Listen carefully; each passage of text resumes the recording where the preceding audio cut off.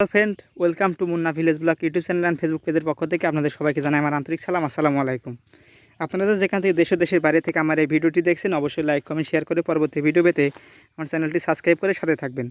So right না আমার চাচা আজকে এসেছে তার লতা তোলার জন্যে, প্লাস ঢেঁড়স যেটাকে ভেন্ডি বলা হয় গ্রামের ভাষায়।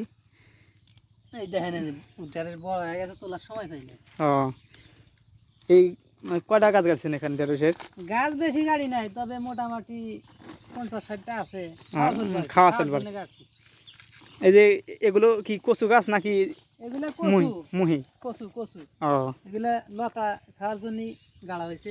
ও আর চারপাশে দেখছি কি সুন্দর, মানে ওই যে পেঁপে গাছ লাগাইছেন, খুব সুন্দর হয়েছে, ফলমানও খুব। চতুর্পাশে মনে হয় 40-45টা আছে। ও তাহলে তো অনেক ভালো।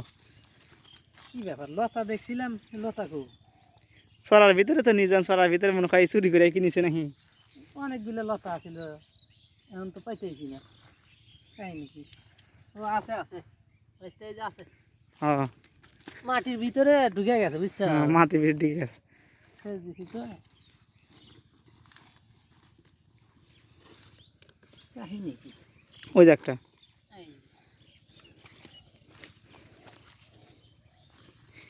এই যে একটা, এই যে এটা তো ছোট, ছোট ছোট বড় বোনা মাথা বাইরে গেছে। কি তুলবে? বেগুন তুলমু। বেগুন গাছের তো মানে জোর কমে গেছে, সেচা দিয়েছে মাত্র, মানে সেচা দেওয়ার মানে মেশিনটা নষ্ট ছিল। একেবারে জায়গাটা একবারে শুকনা জায়গা ছিল, তো সেচ দেওয়া হয় না অনেকদিন ধরে, মাটি শুকিয়ে গেছিল। এই কারণে যে বেগুন অনেক ধরছে কিন্তু বড় হয় নাই। এই যে পরশুদিন সেচ দিছি, লতা মনে হয় বড় হয় নাই।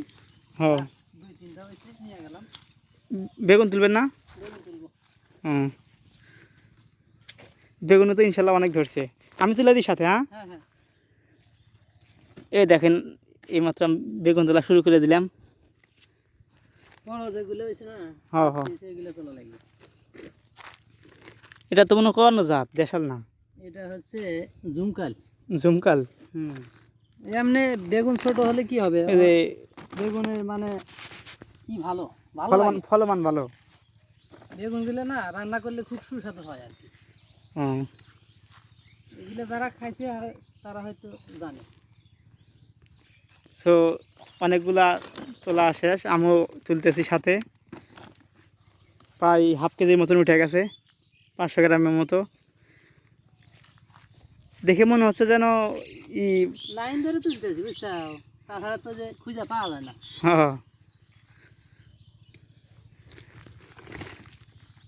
এটা হলো পেঁপে গাছ, মানে খুব মানে জোর দিছে আর কি, মানে বড় হয়েছে তাড়াতাড়ি, অল্প দিনের মধ্যে খুব বড় হয়ে গেছে। আর এই যে পাশে জাল দেওয়া হয়েছিল, জালটা মানে গরু ছাগল এসে ছিঁড়ে ফেলাইছে, আবার ঠিক করতে হবে।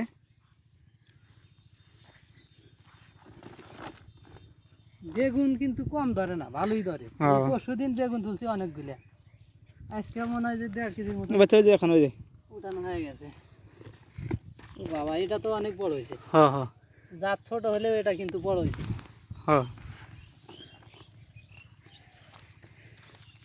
এই পচাটা তুলে দিতে পারবো না, এটা থেকে আর পোয়া তৈরি হবো।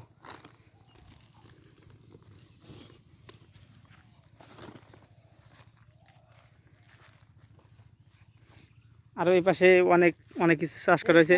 না, বেগুন বড় হয়েছে তাড়াতাড়ি, বুঝছো?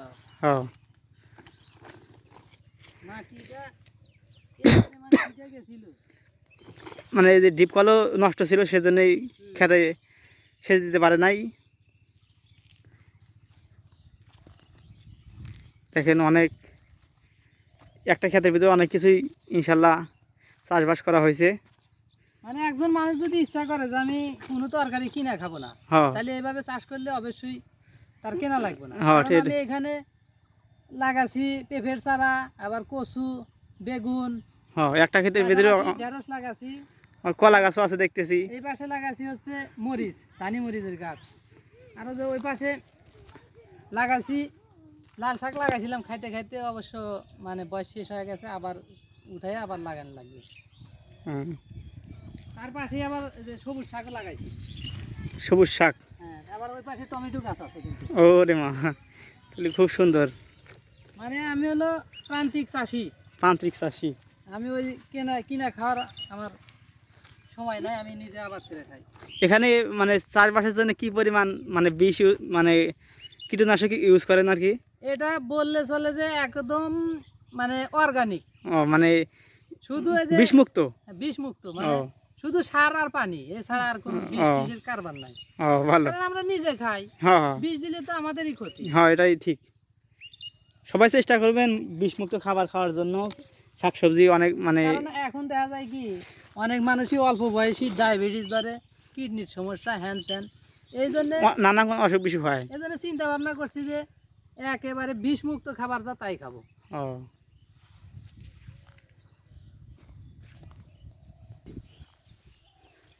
মরিচ কেবল মাত্র জোয়ার বের হয়েছে, দেখতেই পারছেন, এই যে খুব সুন্দর। এদিকে ধরছে অল্প কয়েকটা মরিচ গাছে, মরিচ ধরছে।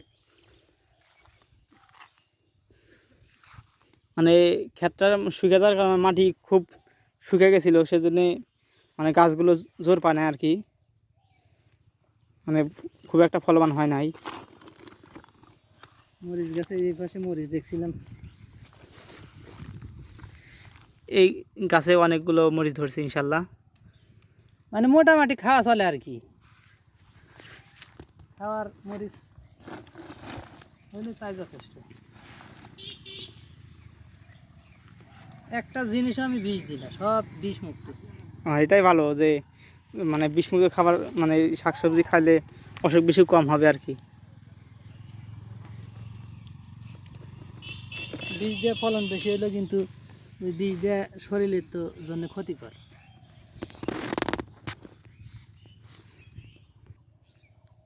এই পাশে দেখছেন অনেকগুলো টমেটো ধরে গেছে, এটা সাদা, মানে পাকলে হয়তো লাল হবে। যে এই পাশে দেখছেন অনেকগুলো ধরে আছে মাটিতে, একদম নির্ভেজাল, কোনো বিষ ব্যবহার করা হয় নাই।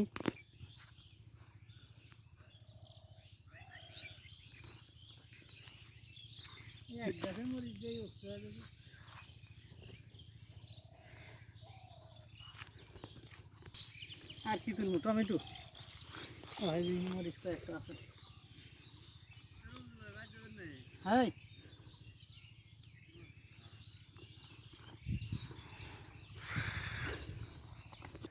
এইমাত্র টমেটো তোলা হয়েছে। মানে আমার কোনো জিনিস ইনশাল্লাহ কেনা লাগে না, আলহামদুলিল্লাহ। বলতে খুব ভালোই, সব জিনিস লাগাবে, খুব ভালো। কারণ কোন জিনিস। এখানে কয় ডিসি জমিতে আপনি আবাদ করছেন? মোটামুটি 7 শতক। 7 ডিসি জমিতে ইনশাল্লাহ অনেক ভিন্ন ভিন্ন ধরনের শাকসবজি প্লাস অনেক কিছুই আছে, সব ধরনের জিনিস লাগাচ্ছি। এটা আবার কি গাছ? এটা পটল গাছ মনে হয়। পটল গাছ নাকি কদর গাছ? এটা এই ঢেঁড়সটা চলে যে বড় হয়ে গেছে।